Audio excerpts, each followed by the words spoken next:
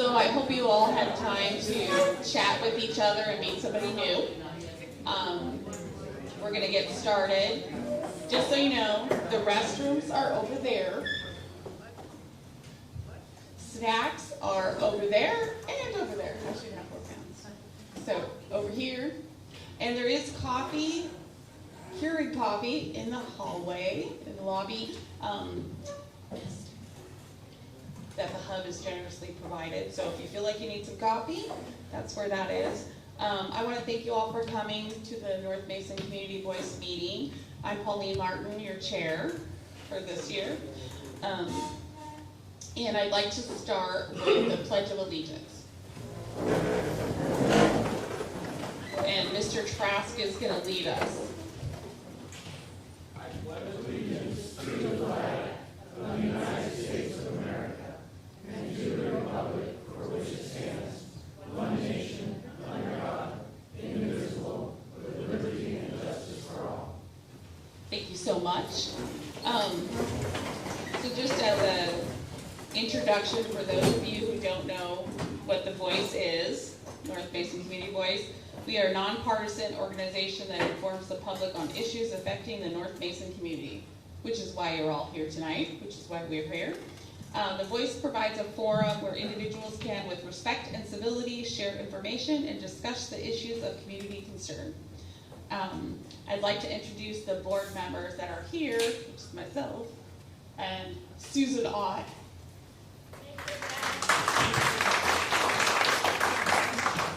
She keeps me in line and makes sure we have plenty of snacks for everyone. Thank you, Susan. And for those that are not here is Molly Stenson, who's our vice chair, and Deb Schaefer, who is our treasurer. And just before we get started, I just want to let you know that there are membership applications with envelopes attached on the table. It's not too late to become a member at only $15, which is like 2 Starbucks coffees, maybe. Right? I think it's definitely worth your money. So, okay. So I'd like to introduce some of our dignitaries that are here before we get started. And we have Randy Netherland up here in front, who's one of our county commissioners. Now tell me if I forget anyone. Okay, we have Linda Gott back there, who is a PUD commissioner. And a member, by the way. And so is Randy. Okay, I just wanted to throw that in there because, everyone wants to be like us. So, and over here we have Sharon Trask, who's also a county commissioner. And did I miss anyone? Okay, we'll ask your friends next time. Tell them, so they'll be jealous. Okay, so tonight we have, as our special guests, we have some TIPCAP members who are, Randy, can you say it? What? Say what the acronym stands for. I'll let the chair. Transportation Improvement Project Citizen Advisory Committee. Did you all get that? No. So just think of it like this, TIPCAP. So they work hard in the community, and somebody needs to do it. I want to thank you for volunteering. I actually got that wrong, so. Nobody will know, right? So it's Tip Cat. Okay, you got it. So for those of you who want to know more about it, talk to Jack after the meeting, okay? Okay, so then we have, let's see, we have Steve Rourke, who's the Region Administrator for Washington State Department of Transportation, and he brought with him, wait, Steve. Yay! And he brought with him Sarah Ott, who is the regional traffic engineer. It sounds really, really hard. So I like that. Okay, and then we also have Loretta Swanson, who is the Public Works Director for Mesa County. You got lots of fans here. Okay, and then we have Cal Rowan, who is the planning, wait, what is she? Okay. She's the community development administrator. That's exciting. So what we'd like to do first is I'd like to bring Steve up to tell us whatever's going on. The whole idea tonight is behind the traffic impact that the business development up behind Napa Auto Parts and McDonald's and the post office and what's going to happen. And so I'm going to turn it over to Steve, and then after we'll have questions, hopefully questions and answers, right? Yes. You can clap now. Sarah, can't do this without Sarah, our traffic engineer for the region. I'm not sure. I mean, I think we can talk about a lot of things. There's actually quite a bit of work coming up in the Mason County area with the freight corridor and the Move Ahead Washington package. Provided additional funding to finish the widening that we started a few years ago through Belfair, from the school down to SR 106. And although, before you clap, the timing of that money has yet to be determined. It's a 16-year package, and we don't know yet when that $35 million falls in that process.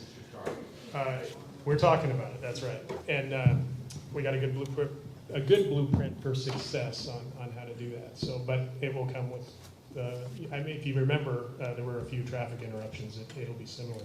The freight corridor is fully funded, and that project, this session, we got extra money in the project to add intersections at Romance Hill and Log Yard Road. So we're factoring that into the design right now, and we're moving all this forward. So more to come on that, but I think we're here to talk about Ridge Point, and I think we're more interested in answering your questions than talking a lot about it. I will say WSDOT's role in development, land use is not something WSDOT controls. We're kind of in a reactionary mode when it comes to land use decisions, but our job comes into play when developers move in and want to add trips to the state highway system, and that's where traffic impact, you'll hear the word TIA, a traffic impact analysis.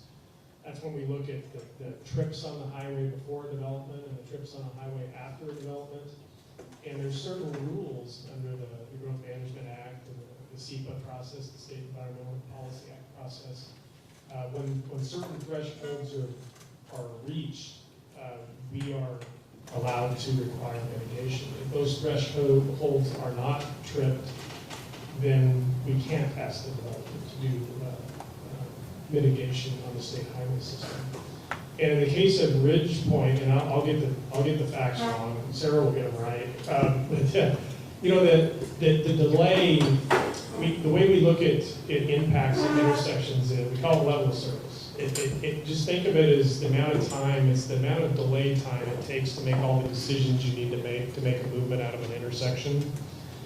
And pre-development, the TIA says that's about 19 seconds on average. With the development trips factored in, the TIA says that's about 32 seconds. And the level of service goes A, B, C, D, E, F. F is bad, just like grades in school. A is good. D is the threshold. If the delay pushes past level of service D, we can require mitigation. In this case, it did not. The delay of 32 plus or minus seconds didn't warrant mitigation at that intersection. And I'll add one more thing. When we work with developers, so DOT in general is, we want to see growth in our communities. I think you all want to see growth in your communities. We are not in the position of making decisions on what's good growth and what isn't good growth. We're really put in the position of saying, what is the traffic analysis telling us? And that's what we've done in this case. And processes are there for a reason. I don't think you'd want a bureaucrat like me deciding arbitrarily who has to do in mitigation and who doesn't. And it's not, in many cases, it's not fair to ask a developer to solve problems on the state highway system that existed before they came in. So that's why we have the process that we have. So we'd be happy to answer any questions unless Sarah has something you want to add. I think you covered it really well. Oh, actually, I covered something. That's good. So, I have a question. Sure. So when you did those traffic analysis, was it like a total throughout the day? Because coming through Belfair during certain times is okay, which might be between 1 and 11 o'clock in the morning and 1 in the afternoon. But if you try to come from Bremerton into Belfair anytime between 3 and 6 o'clock, it'll take you 30 minutes to get from McDonald's to maybe the school. 30 minutes. At least. So my question is, when you did that analysis, was it a group overall? Or did you guys actually look with boots on the ground and experience what the residents of North Mason experience trying to get home? That same time period she's talking about, it's not unlikely to have bumper to bumper and stop traffic all the way up past Lake Flora Road. That's a common, everyday thing. And then it gets worse on the weekends. And then you throw in a holiday weekend, and you're 3 times more. So who made the analysis? Yeah, it's not lost on us that there's the peak hour traffic out here it's congested, right? I actually came out of from Bremerton this afternoon, and traffic was 3/4 of the way up the hill towards Log Yard Road. You know, when we look at mitigation, and Sarah could correct me here, but we don't look at the worst case scenario. We don't require a traffic impact analysis to look at the worst case scenario, right? It's more of an average of I don't know if I got that right, roughly an average of the average daily traffic. So it's not the worst traffic. It's not 5 in the afternoon, right? We don't take that scenario. Otherwise, we'd overbuild all of our highways.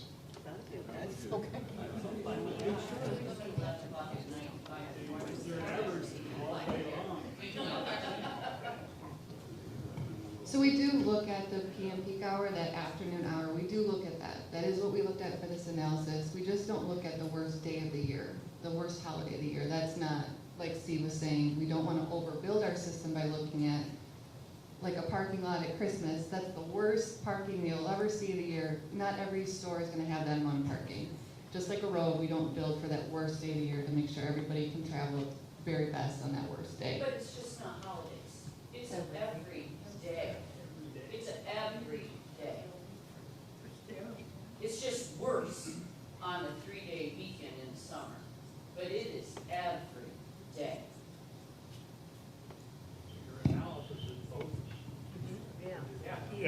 You know, traffic on 3 through town here, I think the only relief we're going to see in the near term, and it's relative near term, is when we get the freight corridor built. Not really. That's probably the only significant way to get additional traffic out of downtown. Will it be 30 more years?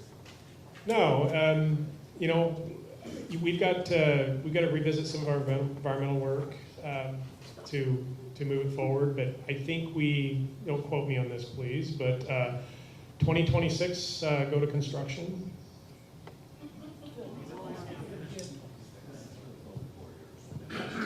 Well, the addition of the intersections, we have to redo some of our environmental assessment work. Is that on top of the addition to the 3-lane, or is that in conjunction with the bypass? Say that again? My question is both of your operations, one, the continuation of the 3-lane, and then incorporating, say, for example, Romance Hill intersection, the Napa intersection, are they all in conjunction with each other, or are they going to do one, finish it, start another one, sort of like they messed up the sewer situation? I can't speak to the sewer, but yeah.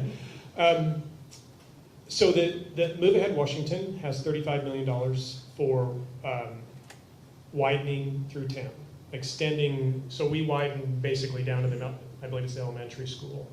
And so carrying that widening from the elementary school south to SR 106, we have $35 million in the Move Ahead Washington transportation package that was passed this session. The unfortunate part is I can't speak to the timing. It's unlikely, I think, that it would go concurrently with the freight corridor. It's possible. We're going to know a lot more this session to figure. We're going to learn the legislature is likely going to make some decisions on, we call it aging, but the timing of how that money is spent. What's a little unique about Move Ahead Washington is if you over other funding packages, transportation packages, we had a nickel package in the early 2000s, a TPA package, Connecting Washington in 2015. There was a lot of bonding of that money, which made the cash flow happen immediately. Move Ahead Washington is kind of pay as you go. There's no gas tax increase.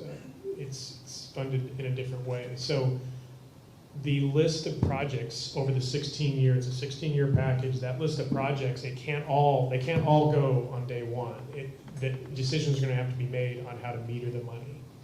So we just don't know yet when the 3-lane widening will occur. I'm hoping we'll know more of this session.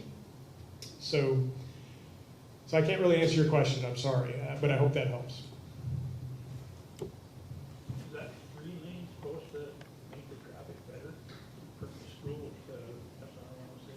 No, because the school gets let out at 4 o'clock in the afternoon, everybody's I merged. mean, is that what you're telling us? Is that going to make the traffic better when they get that 3rd lane in another half a mile? I think you will see improvements over today because traffic wanting to turn left will have a refuge, a 2-way left turn lane, so that they can get in and out of places they're trying to get to. There's only 2 places. Right? Well, it'll have sidewalks, which is a benefit for the community, I think, too, in terms of.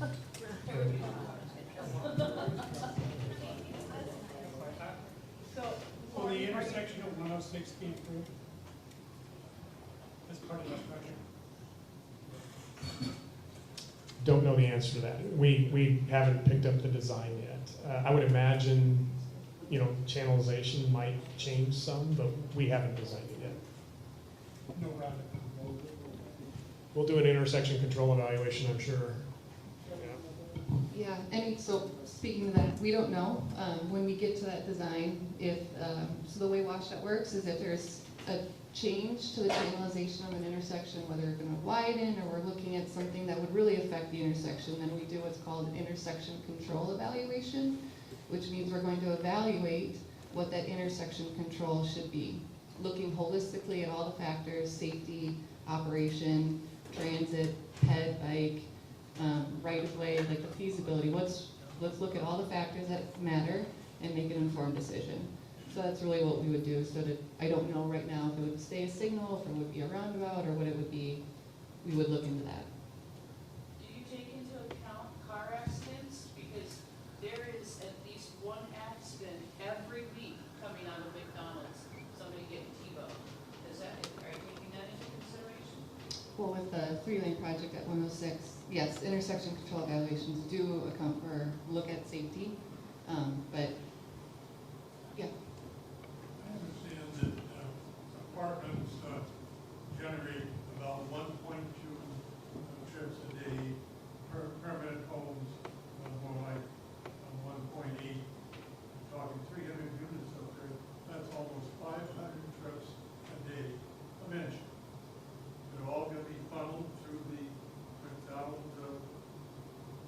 intersection. Right now, the cars are backed up coming out of the post office without anybody up on the hill. You must plan for something like that. So when we look at the traffic impact analysis, that TA that we were talking about, we look at the worst peak hour of the day. So that's usually the afternoon peak hour, so that's what we looked at. We don't look at throughout the day because really what matters is when is the congestion on the highway the worst? All the time. So looking at the full day doesn't give you could have a lot of trips on the driveway, but if no one's on Highway 3, then it's really easy to get out. That's current. I mean, you've got all those houses being built up there that are going to be occupied within a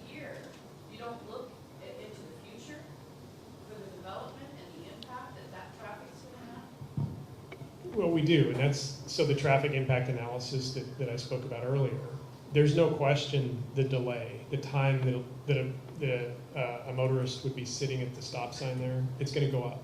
The TIA indicated it would go from 19 seconds on average today up to 32 seconds.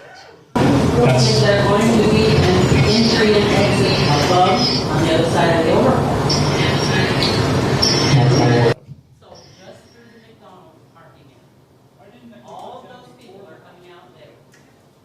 Why were they allowed to build those apartments up there before this was all decided? Well, you know, I can't answer that question. WashDOT doesn't make zoning and land use decisions, so we just react to the trips that reach the state highway system. Have to make decisions on how to get in and out of those places. Traffic impact. And it's like having 50 houses on and all use the same driveway. So, Jack has a question up here. Sure. Just a driveway. Go ahead. Your TIA, when you read it, is based on 2 hours of a whole year, January, on Wednesday, during the week, in the middle of the winter. Based all that information on that. Say again, Jack, we can't hear you. The traffic impact analysis was the study that the whole TIA was based on. The study the whole TIA was based on was for 2 hours, January 8th, on a Wednesday, in the middle of the winter. And so it seemed like to me that would be a red flag right there. But could you lead us through how WashDOT participated in SEPA and how SEPA developed? And wouldn't that be a red flag? Because if you're familiar with Belfort, you'll realize we have an AM and a PM. We have a summer and a winter. And in the winter, it's a lot different than the summer. So that's the red flag. I thought that if you could explain how you base a whole TIA and how you would accept TIA based on 2 hours information of the whole year in the middle of the winter.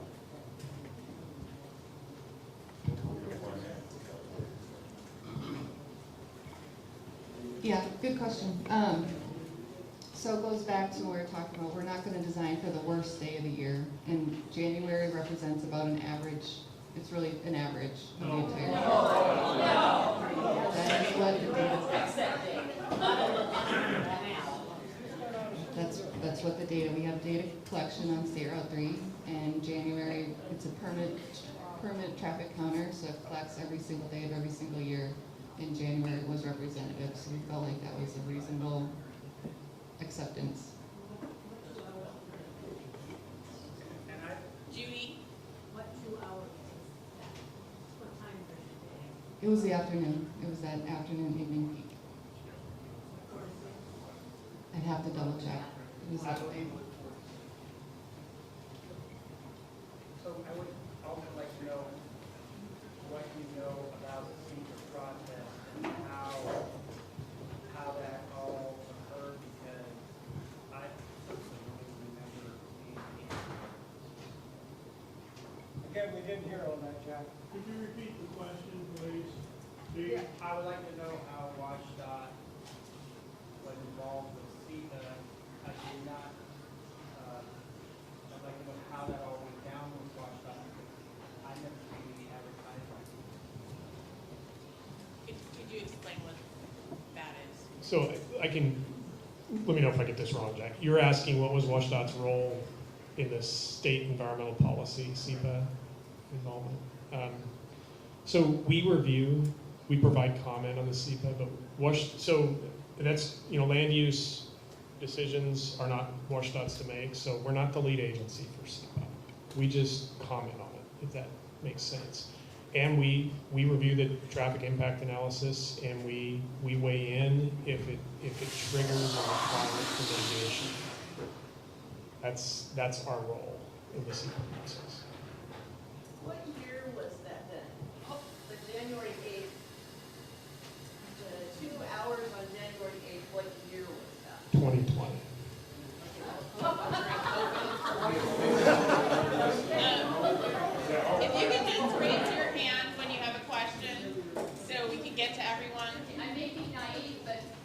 what way does the freight corridor, is that going to relieve the traffic going straight through Belfair? I mean, is that going to play into it? Does that need to be done?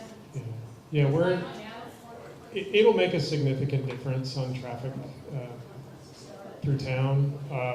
Our projection is around 25% of the traffic will bypass. That's, Steve, that must be if they take, Wilmette Hill Road down to Nike Road. Is that what you're saying? No, when we open the freight corridor, there won't be any connections to it, other than at Lake Flora on the north end and down south at is it Alta Vista, 302. When it gets on to 3 again, back on the Highway 3 again? Yeah, down at SR 302, down by the school. Down in the triangle, or whatever you want to call it. Yeah, SR 302 where the school is, the high school. So you're going to circle the school. is what you're saying. It goes around the school to the east, and then there's a series of 2 roundabouts to tie in 302 and SR3, and there's some multi-use paths there because to get So what should they connectivity. feel about connecting Romance Hill Road to? We're not funded to do it. Do you have authorization to even go across the railroad tracks? Because we've had contractors before in the area try to establish housing projects or housing areas, and they can shut down essentially because of the inconvenience of hard, just not able to do it, not to get across the railroad tracks. Yeah, it's part of our right-of-way process and our That's access. solidified right now, that's all done. It's not done. Our access hearing is scheduled for this fall sometime. And we're funded to move into a right-of-way phase when that, so this is a limited access facility, which means, well, in this case, there's only 2 connections that would be allowed. So that's the way it's set up from an access standpoint. So we will go through an access hearing that establishes the access, then we'll go through a right-of-way phase to purchase the real estate. Presently, you're kind of betting on the come. Maybe I don't understand your question. Well, if you haven't got lock solid, a method to get across the railroad tracks, what's plan B?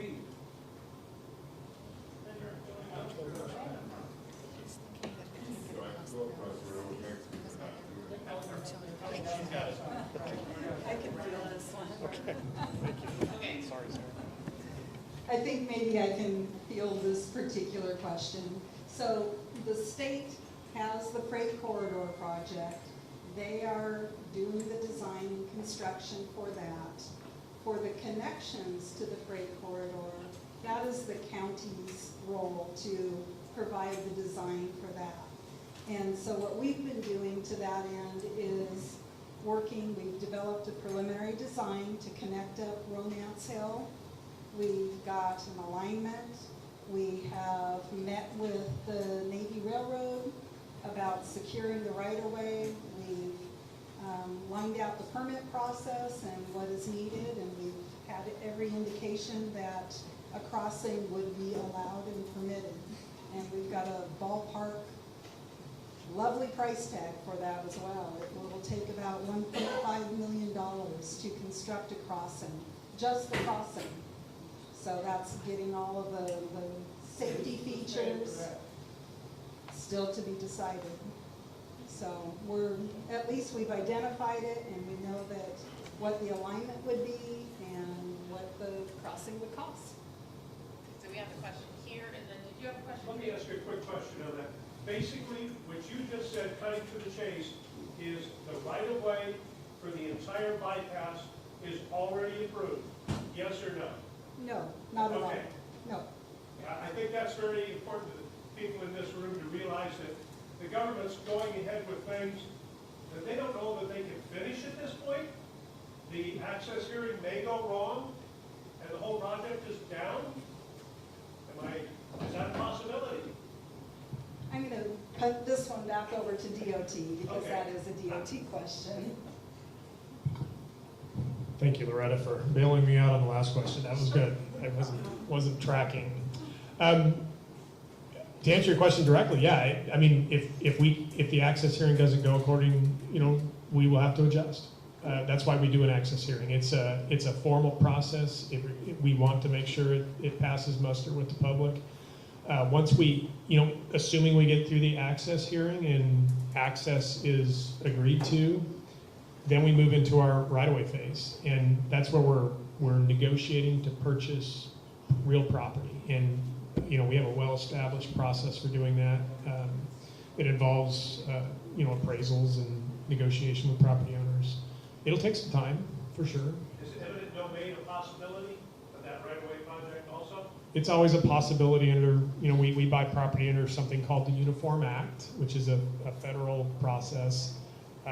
It's not something that we want to do, but if necessary, we would condemn property. Okay, you have a question, and then I'd like to. So, when you guys did the analysis, I'm back to the McDonald's area. When you guys did the process January 8th, in the middle of COVID, when everybody was working from home, how did we get that redone so that it's more realistic? Nothing was shut down in January of 2020. It was March. So January was still a normal time here. Okay. But how do we get it redone to where maybe the analysis could take into consideration the impact that the nearly 400 homes and apartments are going to take, the impact? So the analysis that was done was for the permitting of the development. That development has been permitted. They're constructing, they're constructed, so that process is now complete. Consideration? The future growth or the future impact, absolutely. Yeah, how many trips we're going to be generating. Done by Ray Charles.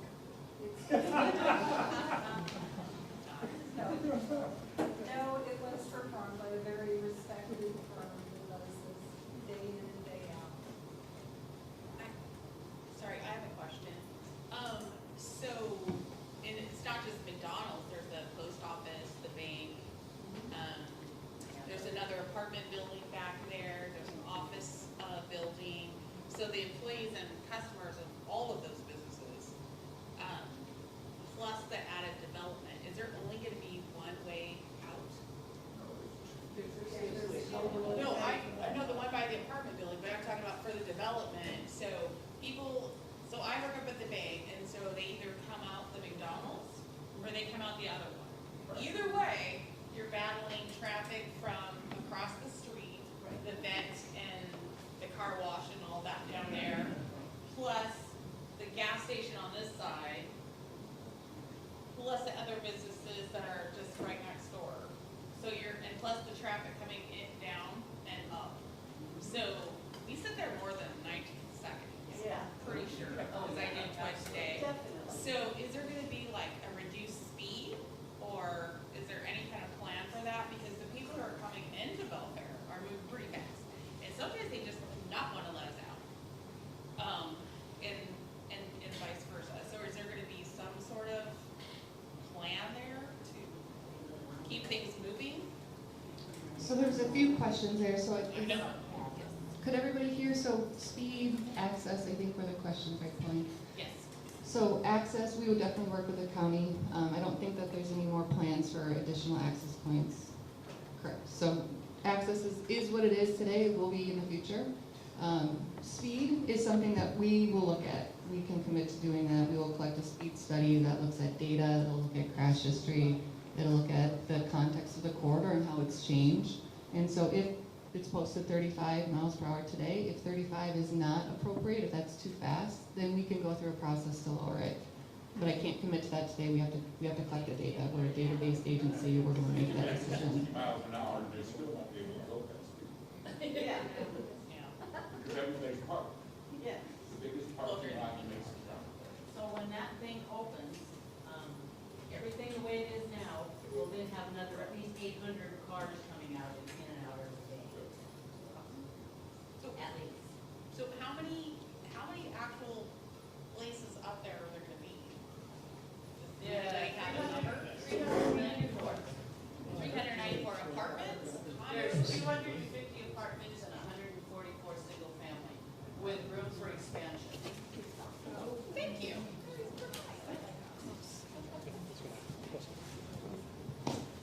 Okay, we'll take, sorry, she's been really patient. Go ahead.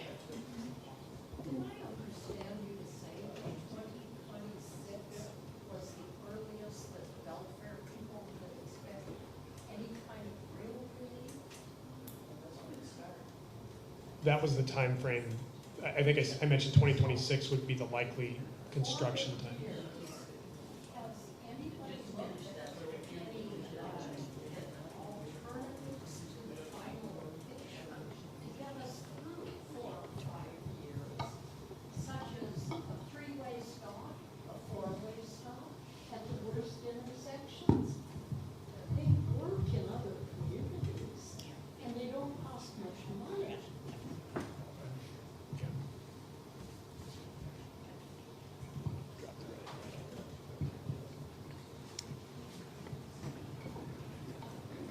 And you're talking about at Ridge Point, correct? Where the apartment complexes are? Yeah, you know, Intersections, you get stopped by a stoplight, and traffic builds up and builds up. You get down here, people trying to come off the grocery store road, going south. We've been in communities where they have very successful 3- and 4-way stops. People abide by it, it keeps traffic moving. you know, one of the, perhaps a kind of a hybrid of what you're talking about at Ridge Point would we restrict left-south? And that's something we could coordinate with the county on. We could post right out only, allow left-ins. I mean, that's something we can do fairly easily. Sarah's nodding her head, we could do that. I'm sorry? So coming down the hill through traffic would be able to go straight into town or turn left onto Ridge Point. But if you're coming out of Ridge Point, so you went through the drive-through or you left your new apartment up on the hill, you wouldn't be able to take a left out, you would only be able to take a right out. So what that means in reality is going up to the Log Yard Road roundabout to get downtown. Now, I don't know what Sarah probably knows what the split is. A certain percentage of the folks that come to that stop sign either headed downtown for their destination or they're headed towards Bremerton. The folks headed towards Bremerton, I'm sure they're having no problems and won't have any problems getting out. The delay will be bigger for much longer for, as we mentioned earlier, for people wanting to head into downtown. So I think the decision, I mean, we'll do what the community wants to do. If we want to restrict and not allow left turns out of there, we can post it accordingly. It doesn't mean people will follow the posting. But, I'm sorry? Put the bypass in that sidewalk. Yes. So, who had a question?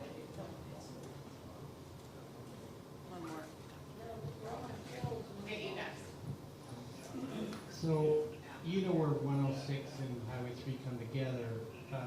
Years ago, they improved that intersection, and it was a poor design, and it was really, I really gave WashDOT a lot of credit because they really listened to the complaints, and they came in there, I think, with their own forces, and they changed it, and they modified it, and nobody complained since. And so, on the traffic impact analysis, there's 2 different concepts. One is a roundabout, so I know it'll fit there because it's on the traffic impact analysis. And there's some lane changing there, and possibly there's some other ideas that you guys have, and I know you've seen just about everything. But maybe when you go back, you could just realize that a mistake was made, that you screwed up or somebody screwed up. I don't know who screwed up, but somebody screwed up, and try to figure out how to fix it. And look back at the traffic impact analysis. If a roundabout is a solution, it's a safer solution, then maybe you could just figure out a way of making it happen. Maybe your crews could do it. I've seen them do center turn lanes in Gorse that were dangerous, and I've seen WashDOT crews come in and they literally graded, paved, striped, and we had a center turn lane. So I just would like to leave that thought with you to try to understand that it isn't right, and that maybe there's something you could do to fix it.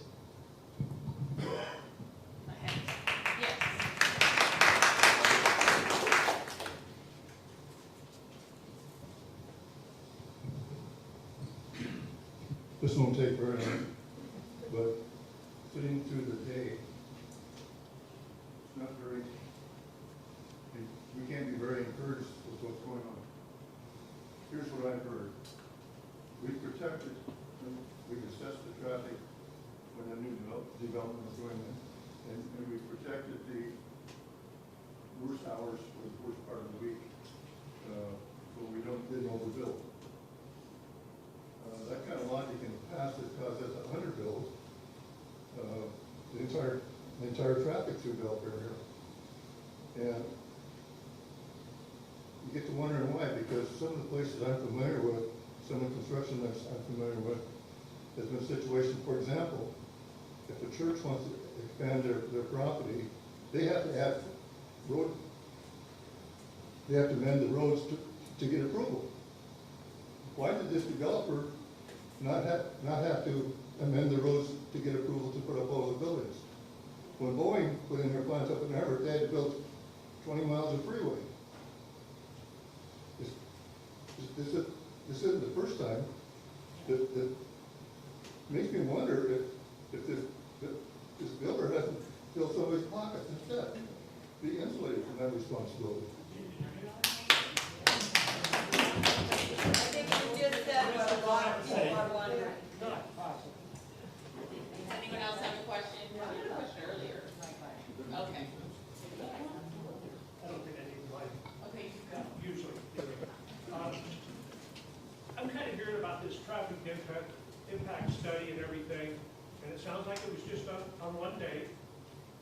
And common sense, I think we can all agree, says that a one-time situation is a flawed theory. I can very easily point to your child.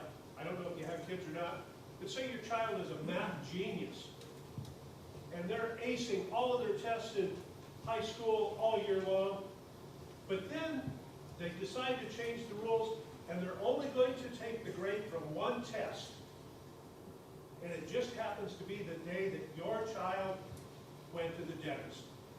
So now your math genius has failed the entire year. If there was only one day of a traffic impact study, is that not kind of a flawed logic? I mean, you can understand why these people are a little upset about that. I don't think one day gives an accurate portrayal of what actually goes on here. You know, you've heard them talk about, oh, show up on a 4th of July 3-day weekend and see how long your 19 seconds or your 32 seconds of the light really comes into play. You've got some intelligent people working for the state, there's no doubt about it. Have the gentleman up here that referred to projects endorsed, Highway 3, 106, that they listened and they did things and they improved things. It takes some smart people to get things improved. Is there a possibility that you can go back to the state and go, hey, one time doesn't cut it. You need to give us more information to make an accurate decision on a traffic impact. Just a thought. Is it a possibility that you could pass that along, that one day does not really cut it? It's flawed logic. Okay. I appreciate your comments, and the you know, I don't think it's fair to characterize that we just took one day. I mean, we looked at, and I don't think that's exactly what she said. You know, we have a traffic counter out there that takes traffic counts every day. I forgot the date. Was it in January? I mean, it's a representative day. I mean, you have to pick. We call it an average daily traffic count. We could have picked one in February. Could have picked one not on the 4th of July because that's not representative, right? I mean, we should never design for the 4th of July, in my opinion, or we would definitely be overbuilding. Yeah, you over-designed it. You Yeah, so, I mean, it's an average, and the traffic does not vary, and I don't want to get sideways with y'all. Y'all live out here, I don't. But average daily traffic doesn't vary that much from a traffic impact analysis standpoint. You used the word average. What is an average? How do you get an average? Not one number, 10 numbers, and average them out. It's not an average. One number is Sarah's going to fix what I just said.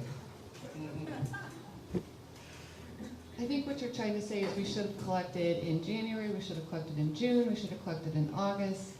And that's just not reasonable from the development process standpoint. The developer is coming to the county saying we want to build. The county can't sit on this development for a year and say, well, no, we have to collect for a year. That's just not fair. That's, well, my question on that one is, because a commercial homeowner, if they want to get a permit for a private home, it's not a 1 month process or a 2 month. It's 4 to 6 months minimum at this point. So I would think that there would be time in there to do more than one traffic impact. It sounds more like you're bending towards the contractor as opposed to the community. And we're missing part of the bubble here.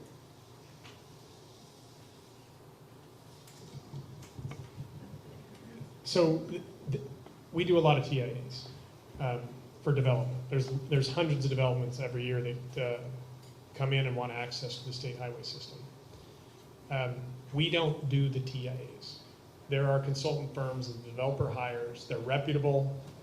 There are standards on how to do a traffic impact analysis, and they follow those standards, and our staff ensures that they follow those standards.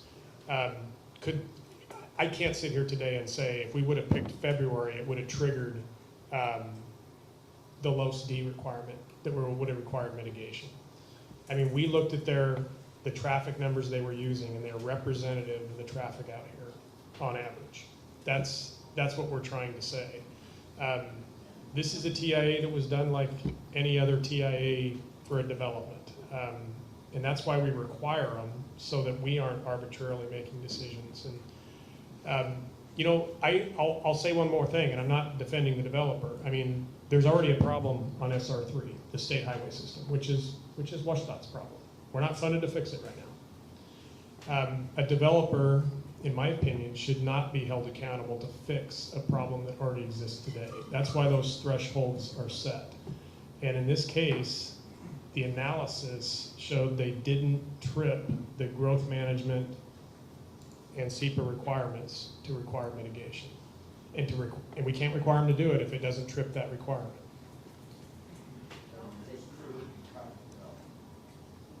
Congestion. It is going to create, it's going to create more congestion. Okay, I mean, it's impossible to think that it can get worse than it already is, and it's going to. We can't hear you.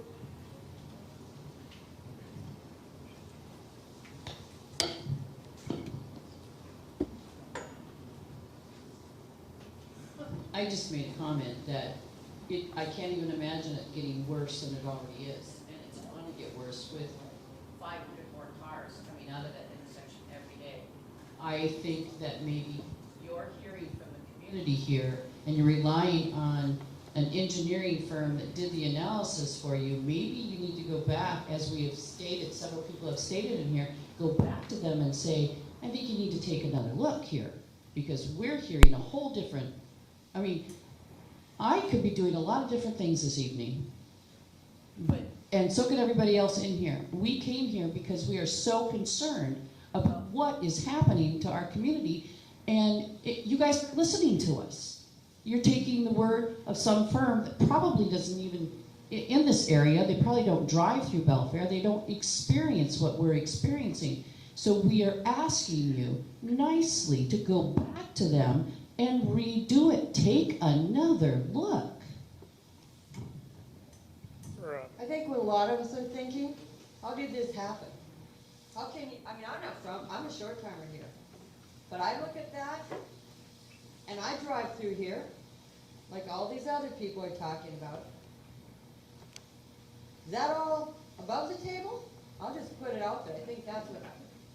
Well, I think that's what I'm hearing. You need to change your process. Was this above the table, or how was this done? Somebody else said it. I'm just microphone woman. You know, we're talking about 3, but how about us people who live off of Old Belfair Highway? When we try to pull out of our driveway onto Old Belfair Highway, even in January, and we have to wait and wait and wait until the traffic breaks. Did anybody take consideration of checking out what was going on Old Belfair, as well as SR? This is going to affect us every bit as much as it does them. That's because there's people that know to take that back road. Get off Highway 3, take Old Belfair Highway. Does anyone have another question? Okay. My question has to do with where we are in the process right now. Because the developer has already been granted the ability to develop that property without any mitigation required for traffic. I have this horrible feeling in my soul that there's no way to go back and make them be responsible for traffic mitigation. Is that true? That is true, and that's what I don't know your name. That's what how I wanted to respond to what you were commenting on. The development is permitted. That's not a WSDOT process, but they're building. Obviously, it is too late to ask them to submit another TIA, and I don't think it would matter. It wouldn't make a difference in terms of tripping the low level of service threshold. So what that means, and we see this all the time on the state highway system, developers come in, they aren't required to do mitigation. It brings traffic to the state highway system, and then it becomes the responsibility of the state highway system to deal with land use decisions. I mean, that's really, it happens a lot across right here in Olympic Region, which is the 7 counties, including Mason County. It then becomes part of the funding process for the transportation budget because the problem is on the state highway system. And I can tell you right now, we don't have any project to address this. What we can do, and what I mentioned earlier, I mean, there's low-cost enhancements we can do. I mentioned, we can restrict left turns. We don't want to do that without the community being okay with that, because it would be, what is it, a mile up to Log Yard Road? That's a fairly circuitous turnaround. But you're correct. It's permitted. The process has been closed, and we are where we are. So if you put that right-hand turn in right now, I'll tell you what, you won't sell many of those places up there unless they're all over ground. Put it in now, that'll slow down the growth up there. You'll be out. Well, we will consult with the county on what if anything, we should be doing. Bill Wolf. I'm from Allen, and I want to, I appreciate, I really appreciate you guys coming out here. It takes some guts to do that, and I really like the enhancements that you did there at Taylortown. I ride a bike a lot. I've seen a little bit of shoulder enhancement here and there. I really appreciate that. My question, there's a couple questions I have. One is, so gas tax is going to go up by 55 cents in January. And for gasoline and like 63 cents for diesel. If there was a lot of political pushback on that increase, would the Belfair bypass be in jeopardy? It's one question. So right now, the legislature can do whatever they want. That's my direct answer to your question. But right now, it is funded at, I believe it's $79 million in the Move Ahead Washington Transportation Package. As I said earlier, the piece sorry, wrong job. You're talking about the bypass. It's $79 million. It's in Move Ahead Washington, and it's funded in the next 2 bienniums. So yeah, we're moving it forward. Unless the legislature changes that, and I don't expect they would, we're going to move forward and build it. Okay. And then, and back to Ridge Point. Well, I'm going to move my address from Belfair to Allen because I'm not going to deal with that intersection. But you have to recognize too is, we're all getting older here, right? I mean, I'm getting older, we're all getting older every day, and and those are the folks that are making that left turns. And, a member of our community was killed there about a month ago. An elder gentleman. So that's kind of another factor. Maybe is, the age of the population perhaps are going to be used in innocence. So, so it sounds like there's no going back, but I think we really need to monitor what happens, really stay on top and monitor what happens there and adjust if necessary. And just as Jack was saying, I'd encourage you to go back and look at the alternatives of the roundabout. Even though it may not happen, it'd be good to look at it. That's all I'm saying. Thanks. Thank you. I agree with everything he said, except for the fact the legislature can do what they want. Because we're the boss. I probably shouldn't have said that. What I meant is they passed the transportation budget. I understand what you're saying. I just want to remind everybody here Yes. that we vote and we're the boss. The legislature works for us. That's right. That's good. Anybody else have a question? The Amazon, when Amazon went in, that's okay. This is my next door neighbor to me. I was wondering if, when the problem gets worse, as we all know it will, can changes be made then? Say changes can't be made now to prevent the problems from getting worse, but if the traffic is so bad, could a roundabout be put in there by McDonald's at a later time to solve the problem? Well, so I think the question you're answering is if it's worse than what the traffic impact analysis indicates, and over time with more growth, we have lots of intersections that either start exhibiting safety problems or just congestion that's unacceptable. The answer to your question is yes. Sarah and her team analyze all of our intersections every couple of years, and we prioritize them. We have a long list of intersections around the region that we would like to make safety improvements at. We have another long list of intersections that we'd like to make mobility or congestion relief fixes at. And what we do is we take the money that the legislature provides us and we go down the list until the money's gone every budget cycle. So I don't know how to answer your question other than say if it gets to the point where it meets warrants for some kind of intersection control, for example, a roundabout, we would prioritize it and get to it when it prioritizes for funding. Right, so it could take a long, long time. It could. And one more thing, a roundabout at that location, we did a kind of a cursory look at that. It's challenging. We would have to bench it in to get because the grade is such there. And that means kind of chasing it up the road, uphill and downhill. It would be an expensive roundabout. I think we looked at that. Okay.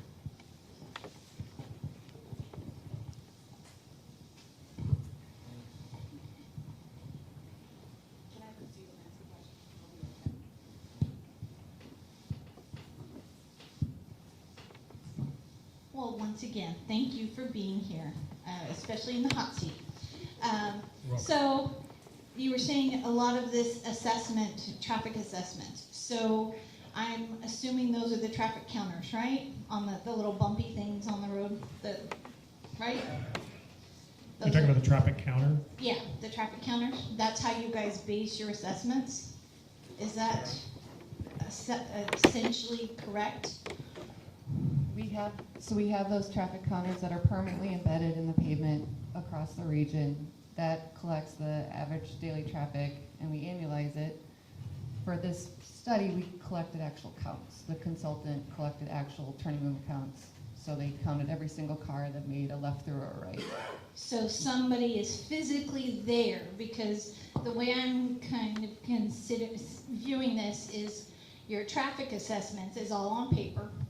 You know, it's data. It's kind of like a recipe in a cookbook. So I've got the recipe for a lemon meringue pie. I see this, but eating a lemon meringue pie is way different than actually just seeing the information in front of you. And so I'm just wondering if there's a way for you guys to balance that so that there is somebody who, okay, so you've got the assessment, and then you go and actually take a tour and see that area and travel that route so that you see it, or not necessarily you, because I know you guys, you can't be cloned to, be everywhere at once. But if it's feasible for you guys to, when you do these assessments, to be out there checking that physically so that you actually see it and experience it versus just seeing the data in your, on a piece of paper or on the computer, because the two are very, very different. Like the recipe and actually eating the lemon meringue pie. They are way, way different. And, there's got to be a way to reconcile that. And once again, thank you. We appreciate you being here, especially in the hot seat, okay?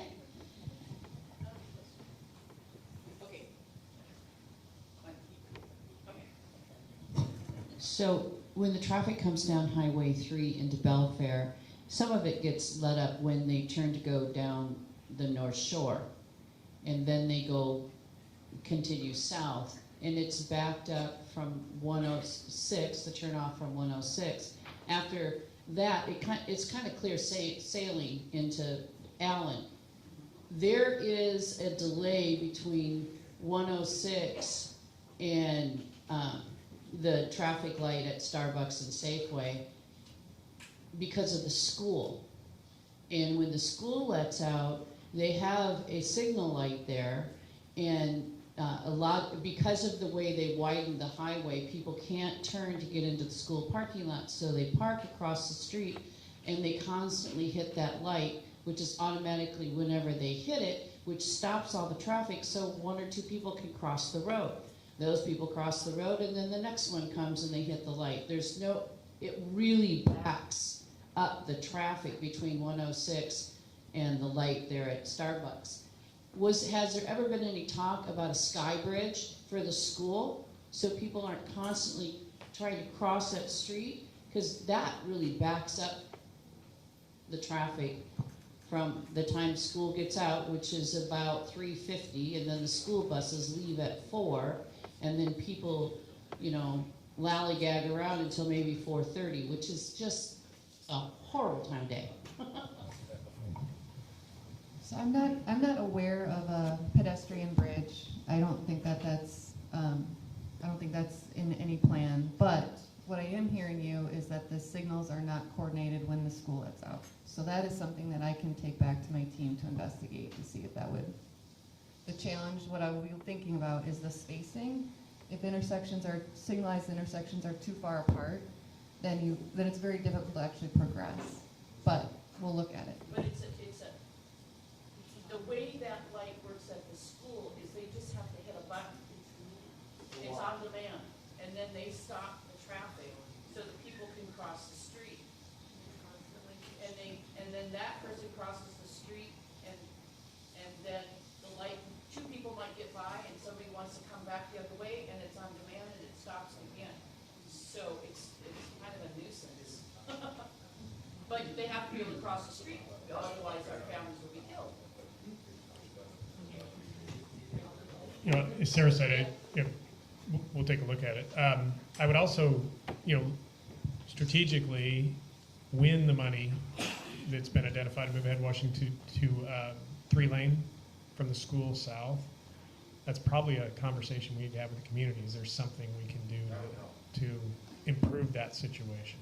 Maybe, I don't know if there is. I mean, we're supposed to spend our money on the state highway system, but maybe it's some kind of park, I don't know. But maybe that's something we should flag to talk about when that job comes along. I had a question, and and I'm new to this, I probably know less about this than anybody else in the room. But a question arose, and if it's well understood by everybody, maybe you can just point me to the traffic impact statement or whatever report. But I was a little confused when you're talking about the metric of volume through a particular area, and I heard words like the traffic was measured just in one day, but then I heard other words where you were saying, well, we measure every day, so in terms of this, you know, where is the traffic measured, you know, which different places, how often, and on a high level, if you could do that. And if it's too much in the weeds, you can point me to something I can read or whatever. Thank you. Yeah, no problem. So we do, yeah, so there's both. So for the counts for the study, the consultant collected actual turning movement counts at the driveway. So they collected how many people went left through and right in the car at the intersection. We compared that to the annualized daily traffic that we have in the counters to say, is that still reflective of what we're seeing? Was that day that we collected or the consultant collected still representative? And that's where we're comparing, so we're using both. So you use this overall data as a baseline and then compare it with traffic in one particular day. Is that what the process was? I think you said that right, yeah. Trip generation. So, but I heard words like, well, if we measured more often, it wouldn't be fair or something that kind of to I wonder why you would not you know, measure it over more than one day. That doesn't seem, in my world, that seems inadequate, but I'm not familiar with the process, so maybe it's something I don't know. Yeah, so the question back to, I thought the comment was we should have required data collection for like a year, right? Collecting it throughout the year, and my comment to that was that would extend the process extremely, which I think from the county's perspective, who's permitting the work, that would be so unfair to all the developers who'd ever want to build. They could never build because the process would be so long. Well, instead of just one day, why not 5 days? Seems like one day is a very small sample size. My question is, where are those permanent counters that count the cars every day located in the road? Yeah, I'd have to look at the map. I don't have that memorized. There's one on State Route 3, north of Belfair, but south of the airport. And I can't remember off the top if it's north or south of Block Drive Road. It's close. It's somewhere close to Belfair.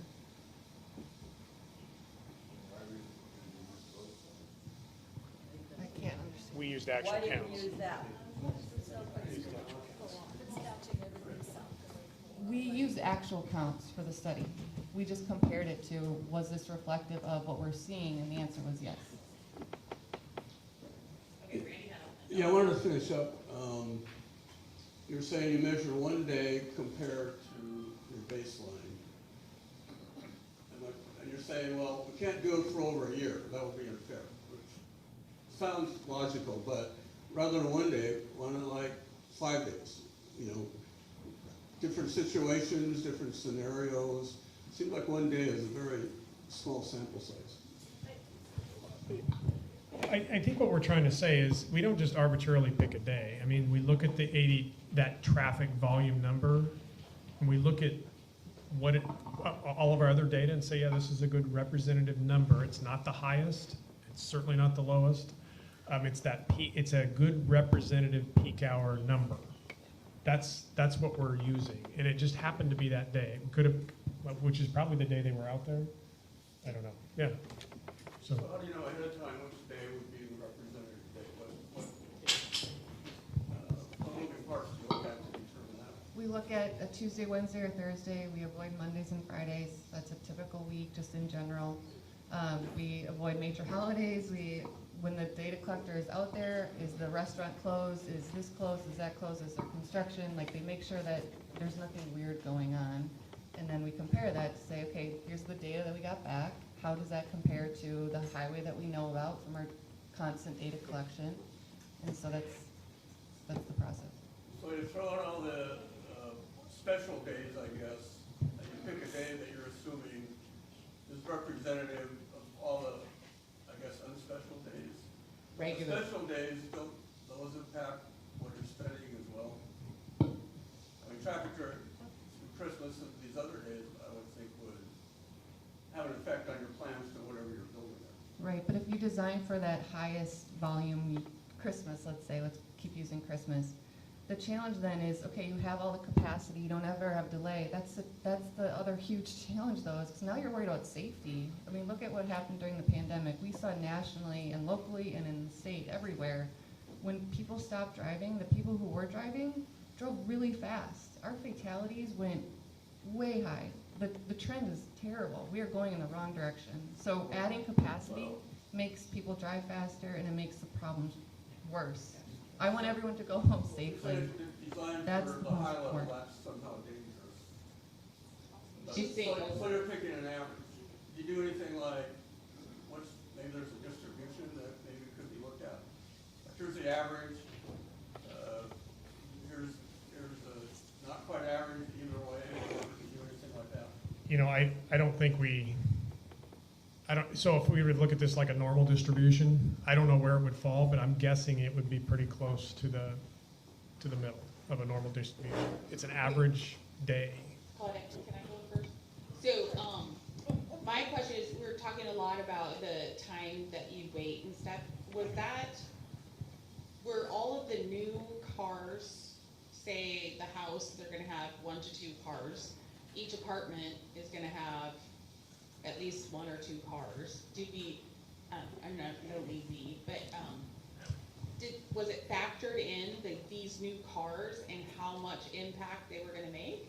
Because it seems like 19 seconds with, how many did you say? 19 to 32. 394. 394 times 2, Randy, what's that?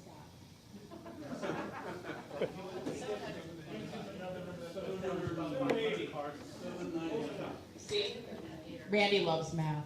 So did that factor in those cars? Yeah, so the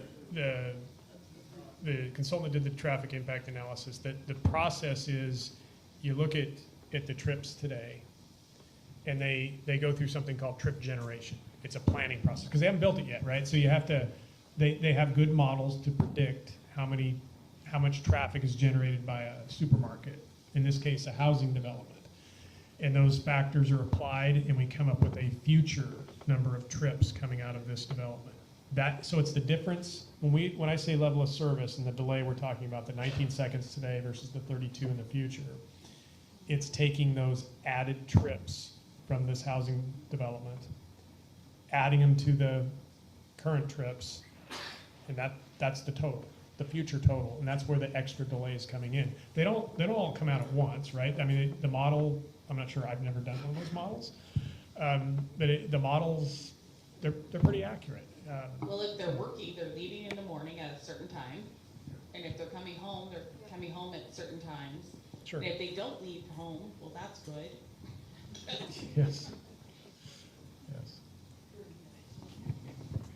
Okay.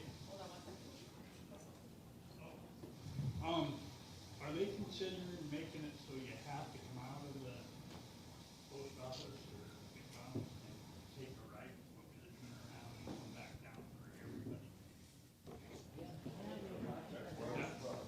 If you want to go left, you have to go up to the turn.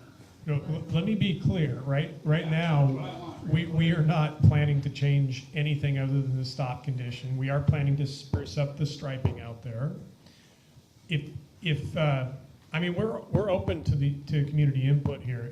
If the community would like us to restrict lefts out of there, which is the hardest movement to make, that's the movement that is gonna take the most time, basically make it right out only. We're willing to look at that. It's not that difficult for us to post that as right out only, and we can do that at the same time we go out and spruce up the striping. So, but we don't want to do that and then a week later be called back out to this meeting and say, why in the world did you restrict me from turning left out of this intersection? So we want to make sure the community is supportive of that, and we can work with Loretta, her staff. Is there one road in and out? Is that what I'm hearing? There's Ridge Point, and then there's a private road to the south. I think it's called Cokelet. So why can't the developer pay for something? The second way out. Well, if we made a mistake. If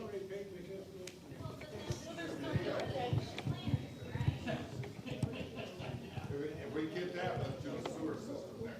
I mean, to answer your question, DOT can't require it unless the threshold is broken. And we can't legally, under the growth management, legal is not the right word, under the Growth Management Act rules, we can't require mitigation. Okay, we have a question right here. I would like to suggest to you that the date that you picked and the time is probably the lowest amount of time. We're a retirement community. A lot of our people are south on Wednesday of January something or other, and we do not have, we haven't added in the extra traffic coming down the hill. My suggestion would be you take a couple more samples. I've been a member of this community for 60 years. I've sat in many meetings like this where I've been told that the bypass or freight corridor is 2 years out. The funding's available is 2 years out. It's been 2 years out for the last 8 years. Thank you. Question back there. I almost forgot my question, but I'll give it a whirl. Okay. When you were talking about the counters, and I believe Sarah mentioned that the contractor did the counting for you, Manual counts. manual count. So I'm assuming we're talking about the little rubber cord across the road? I think it's a person in a van, isn't it? Yeah, there's different ways to do At it. any rate, your comment was, and they measured every car going left to right. Yeah. What about the cars that went straight down there? Yeah, they collect those too. They collect those too, left through and right, every car at the intersection. Every car that came to the intersection and went left or right? Or through. Yes. You didn't count all the traffic coming down the hill then? That's what I was confused about. No, that's not what you said. No, I said every car that went left through or right. So every car that went through that intersection and any potential movement was counted. Okay. So was that just the McDonald's road, or was it the other road that comes out as well? There was a number of intersections that were collected. Hold us accountable. That's a good question. I Yeah. lost track of which way we were going. We have another question. I just have a summation. Seems to me that all this is as a direct result of whoever allowed that contractor to put that thing up on the hill. Is that the county that did that? Yeah. The county that approved all those things? So they put in that development up there? Yeah. Now you have to deal with, yeah. Sorry. I would like to say one thing about that, though. I believe our representatives from the north end, the county commissioners from the north end, I believe he was adamantly, along with the community, against putting that up there with one entrance, one exit. I don't even know if the community could do that. I believe one contractor was turned down because there wasn't a two egress and exit. But be that as it may, our local representative was swayed, outnumbered 2-1 on the vote, and so that's why we're in this mess now. When they told us that they didn't care what we said, they were gonna vote what they wanted to vote. Words exactly that came out of the mouth.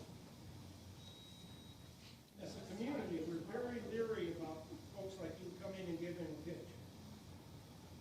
Because we have no confidence in you taking it back to anybody who gives a damn, pardon my French, gives a darn about the input that you're getting. Half of the people that come and give us a pitch, who any comments or suggestions, well, I can't do it now. The representatives that come from the state, I'm dying to ask what are your positions, but I won't. Yeah, you gave me a committee that we belong to, and are we a director? Does your position allow you to say yay and nay on anything? Well, not anything. Not anything. You know what I mean. So Sarah is our region traffic engineer, and I'm the region administrator for Olympic Region, which is Pierce, Thurston, Grays Harbor, Mason, Clallam, and Jefferson counties. So everything we talk about here, I can make commitments. What I can't do is I don't have any way to pay for anything. it's, you know, I go to a lot of meetings and there's a misconception that DOT is flush with money. We have a massive budget at DOT. And I will tell you, 99% of it is divvied up into 23 different budget items by the legislature, and they tell us how to spend the money by project. We have very little discretion with our money. Now, having said that, that's why Sarah's here. We have a modest discretionary budget to do some low-cost enhancements, you know, operational type improvements. Someone mentioned Gorst earlier. Lynch Road was actually a capital job. I think the gentleman mentioned over there. We can restripe. We've shoehorned in right turn pockets. We've added left turn lanes where we've got the existing pavement width to do it. We're very responsive to community needs. I mean, Bethel, I know it's not right here, but I think we put in a little right turn pocket at Sedgwick, just doing some striping because we had the pavement width. But when we have to widen or put pavement down, it's an environmental process. And it's a capital project, 9 times out of 10. So can I make commitments today? I can tell you, yeah, if the community wants to put in a limit turns out there, Sarah and I right here, right now can say we can do that. But I think it'd be prudent for us to think about that and do a little community outreach before making that decision. What I'm referring to, I believe Jack hit it kind of right on the head. There's a great deal of difference between street smarts and book smarts.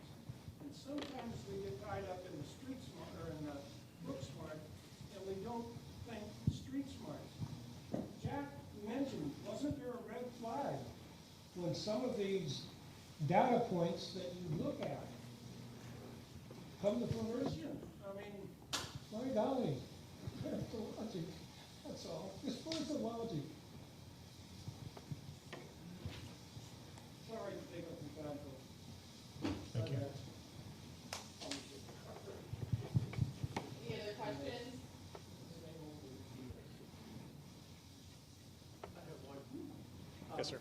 Earlier, you were making a remark, and if I heard it correctly, you say that some of these TIAs end up coming back, and after everything is said and done, you end up with problems. Is that correct? No, I didn't exactly say that.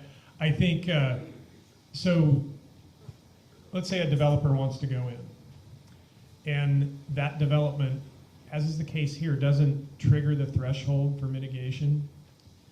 Fast forward from that time, say 10 years. Traffic volumes have grown, more businesses have moved in, traffic patterns have changed. What I was trying to articulate is if the mitigation doesn't occur when the development goes in and it's on a state highway system, it then becomes the responsibility of WSDOT to deal with it in the future, just like we do all the other needs around the state. So if it doesn't get taken care of during development, it is, I'll just say, a burden then on the taxpayers to invest and fix that problem down the road. And again, I'll go back to what I said earlier. Fundamentally, I guess my values, I don't think it's a responsibility of the developer to solve a problem that currently exists on a highway system. It is their responsibility. Well, okay, so let me explain it differently. If a roadway is already severely congested and someone wants an access point to put in an espresso stand, for example, they shouldn't be responsible to fix 100% of make it free flow traffic. They should be responsible for whatever trips they're adding to the system. And that's really what the process we go through with developers. We look at what their trips are doing to the system. And if the system's already broken, we don't make them, for example, if they want to add an access and it breaks it down, we don't say you got to put in an interchange. We say, okay, we're going to, it's, well, doesn't, That's what we're doing, we're making it worse. Nominally worse. All developers have, I mean, if you own property next to the state highway system and you want to develop your property, you have a fundamental right to do that. And you have a right to the use of the state highway system. But you also have a right to mitigate your impacts. But can they make it nominally worse? Yeah, they're just like you and I pulling out of our driveway at home. If we do that 100 times a day, we're making traffic worse. Do we have a right to do that? Yeah, I get what you're saying. I'm not arguing with you. We're limited on what we can do in requiring mitigation. There's an apartment building, we come and rent for 6 months when this thing's going and try to put it work.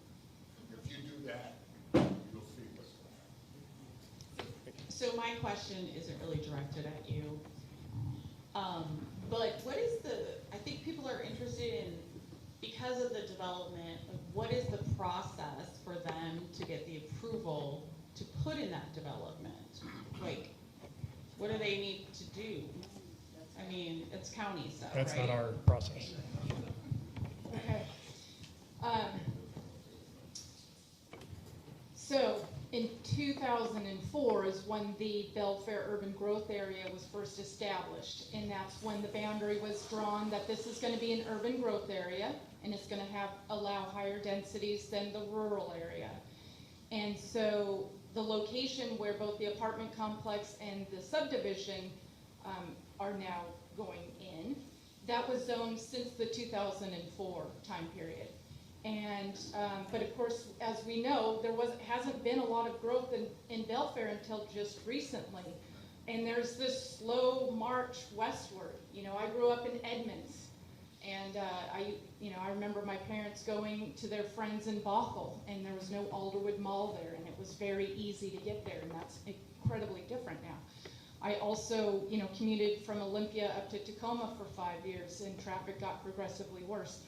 I was fortunate enough to get property here in Greatview. I work in Shelton, but I consider a little bit Allen, but I consider Belfair as my town. This is where I shop and come often, and so I'm very aware of the traffic, and I see that it's gotten a lot worse since I've moved here in 2017. So as a land use planner, I am very interested in what happens here. My husband and I, we joke, like, as soon as we bought our property here, it's like, man, I wish we could put a gate, south of Shelton and at Lake Flora Road, right? Like, I just want to keep it like this. Unfortunately, we're not allowed to keep people out. One of the things that the 3 commissioners did, now the folks, the developers, 2 different groups of people. There was Harbor Custom Homes and what's now Lennar. The subdivision is now owned by Lennar Homes, but the apartments is Harbor Custom Homes. They just coincidentally came to the county at the similar time to develop. The zoning was allowed. In our county, if you're going to propose over 30 units, it triggers SEPA, and so we process SEPA. That goes to all the state agencies that have, including WashDOT. That's how they got involved to look at this. We don't. Our department doesn't have traffic engineers, but between Loretta's team and WashDOT, and we didn't have a county road in this particular. It's private road to state road, so the county didn't have a whole lot. We coordinated, but. Anyway, so the developer, if we were to say, nope, you can't do that, they could appeal us, and they would go through the court process. First it would go to our hearing examiner, and it would go on, and we would likely lose, because our plans say we've planned for this development. But when that was happening, the 3 commissioners said, hey, let's put some money together and do a planned action EIS for Belfair. We could look at this growth, like if growth is going to come here, let's look at this and let's try to capture some impact fees. So not only school impact fees, but also traffic impact fees. So, yes. Which 3 commissioners? I believe it's the 3 current. 2004, you said? Maybe Terry Drexler, Randy, was it you and Terry and Kevin? The payment has occurred through this whole process with the 3 commissioners that are here now. When this originally Yeah, that's for the EIS. The EIS is approved by all 3 of us. Okay, the 3 current commissioners approved the development of the planned action EIS. Yeah, we approved the funding. Not all 3 commissioners Oh, voted for it. right, yes. No, approved the funding to draft the, no, it's okay. When it started, you said it started in 2004. Oh, the original plan. Okay. The UGA plan, yes. When they first, in 2004, and I don't know, probably Tim Sheldon, I don't know what the other commissioners were, but that's when, yeah, the original zoning in UGA. With the planned action EIS, there was some rezoning, but we also had the ability to collect impact fees, including transportation. So now any developer will, under the TIA, there'll be a trip generation, and we will collect a fee for each trip that will go to a list of projects within Belfair. But nothing's perfect, and it's hard to lock people out of here. Do we collect any money from the developer? Yeah, this was, yeah, so the EIS came after. So if I could just do a quickie follow on to what Cal had to say. You heard Steve and Sarah say that they have a long list of projects, so even though in the future they will be looking at SR3 and impacts, those projects may be lower on the overall list within the region. And so that is partly why we are looking ahead, because if we want or need to accelerate improvements, then this is one way of helping bring some money to the table so that we can then have conversations with DOT about, we're bringing some money to the table, can we accelerate some of these intersection improvements? So I would just ask that it doesn't take as long as Taylortown. Because that took a long time. I started working there in 2000, and I think I left there in like 2014 or 15, and they had still been talking about that intersection, how dangerous it was, and how people were getting killed and stuff. It's much better now, much better, but it took way too long. Yeah, yeah, once we decided what we were doing there, it actually went fairly quick, but After you're they right. sold. Oh, I'm sorry. So I think that we all know those apartments are there and those houses are there. I mean, that's not changing, and they're approved, and that's not changing. This whole, I thought this evening was all about what are we gonna do about the traffic in Belfair? The traffic in Belfair is horrible, and we want you guys to know that, and what can you do to help alleviate the traffic in Belfair before we get 500 more cars coming and going from Belfair? And it doesn't sound like you can do anything other than put a right-hand turn only. That's all I've heard for it to mediate our traffic. So what do we do? What? Are you talking about the intersection or just in I'm general? talking about traffic on Highway 3. So, Highway 3. Highway 3 in general, there are no identified investments in WashDOT's budget beyond what I spoke about earlier, the 3-laning south of the school. But that's for over 16 years. Well, we don't know when that money's gonna come free. So I can say that definitively, sitting here today. Now, next legislative session, I don't know what'll be in the transportation budget, but right now, there are no investments in Belfair other than that 3-laning project. It's a $35 million project. So make sure you gas up before you head into Belfair. When Amazon put that giant roundabout there in front, Yes. did they pay anything for that, or was that strictly all walking people? They paid. That's what I thought. Then why can't So then why can't the other? their pockets deeper? Than Amazon? It's the same process, they went through the same process this developer did. But so their traffic was impacted more than our traffic? Not as Yes, that doesn't make any sense, just let the energy pay less. I mean, I'm not familiar with the TIA, but because we required the mitigation, I would say the answer to that is yes. Their impact triggered the level of service threshold that we looked at. Wow. So can I quickly, can I just quickly jump in? Everybody was asking what they can do. What can we do to make sure that our projects are on the list? Our legislators, we got, well, 3 right now, but session is coming up. What we need to do is make sure that we're active and that we're contacting them and making sure that they know that they need to promote Belfair and all of our highways. Anything that's affecting the state, we need to contact them. So our highways, the 101, I live down by Taylortown, so it's a lot better now. But the 101, the 3, Mason County has, how do I want to say this? We have issues, but the way that we can make sure that Mason County is on the map is to make sure that our legislators know that we're here. So session is coming up. Let's work together and make sure that we've got us in their ear. We're gonna let them know in November. Yeah?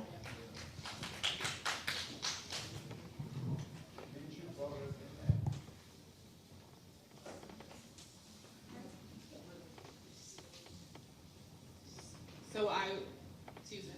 Okay, couple questions. So there was mention about potential future expansion of that development. I don't know if I misheard that, but, and that would be a county thing? Okay, so no, you guys are shaking, okay, that's good. Everybody can breathe a sigh of relief. Phew. And then a lot of times developers, I've worked for one, and a lot of times when they're gonna put in a development, you see these big orange, comment meeting community signs, of requesting, like, the input, community input. Did the developer, was there ever any type of community input meeting? I don't recall there being one, but I could have been oblivious to it, which is not unusual. But if there was that opportunity, was there one? And if not, why wasn't there one? Because Or more than one. You know what Belfair's like, because you're local. It's horrendous. That was my question. Why isn't this meeting held ahead of such an approval? Well, We just started last So, September. so the development did require SEPA, which is a notice that goes to the agencies, probably a notice in the paper, it's small, likely missed. It was not a development that triggered anything within our regulations or state law that would require a public hearing. Unlike the special use permit hearing that recently occurred for north of the MTA for an industrial complex at Log Yard Road, and there was the yellow sign there. they're usually great big orange signs. Well, we just got the large yellow signs. Prior to that, we only have the 8.5 by 11. There's no size requirement, but because of Belfair and the issues, we finally bought the large yellow signs to try to be proactive. And that, I think, helped. We did get contacted about that industrial complex, and that there was a public hearing for that. But the housing units, there wasn't anything that triggered a public hearing for that.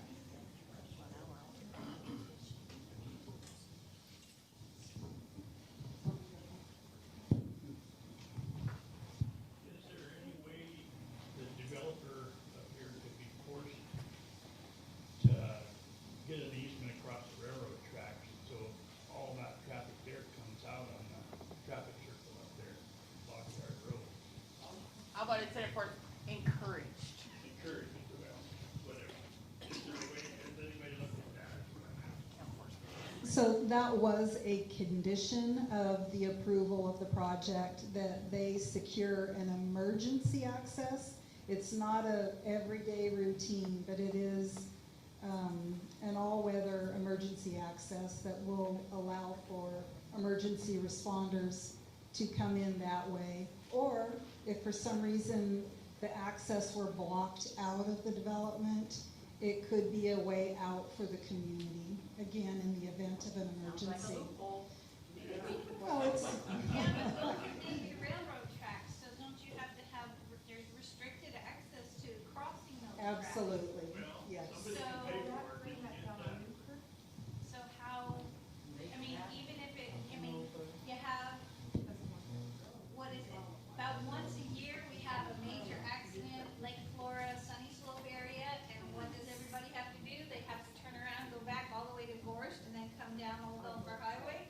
So it wouldn't take much, but one accident right there by McDonald's, and oops, nobody's gonna be able to get out of that housing development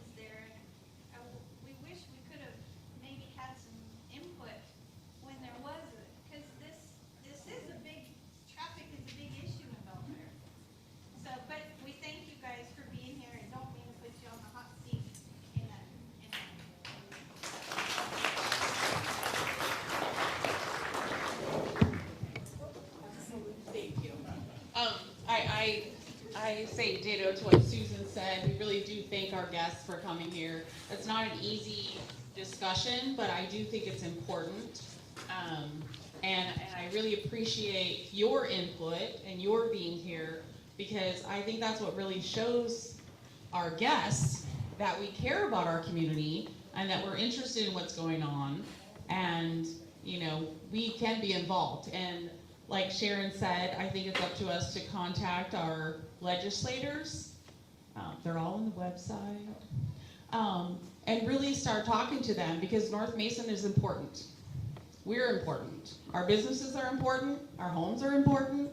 And so we need to let everybody know that's what needs to happen. So. Got a private road that goes down that? Private road that goes down where? Goes down from the county. County road? Condos, you mean The development, is that a private road? Yes.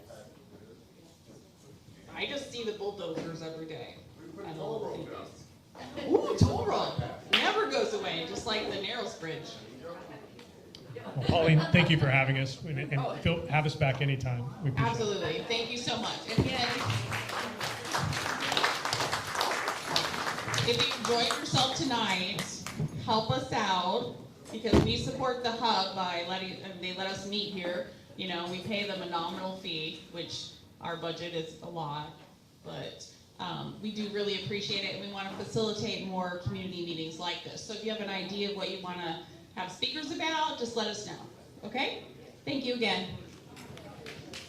It's not your fault.